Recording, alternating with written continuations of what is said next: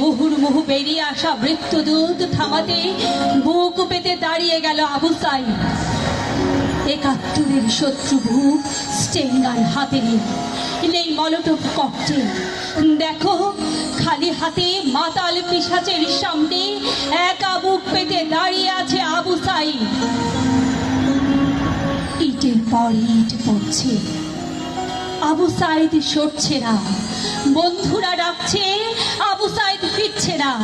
গুলির পর গুলি ছুটছে নিজ দেশের উন্মাদ পুলিশ। তবু কি এক দুর্বল প্রত্যয়ে দুই হাত দুই দিকে বাড়িয়ে জগতের সকল কষ্ট ধারণ করবে বলে চীনের প্রাচীরের মতো দাঁড়িয়ে আছে ছেলেটা। একটি বুলেট সহসা কাঁপিয়ে দিয়ে গেল।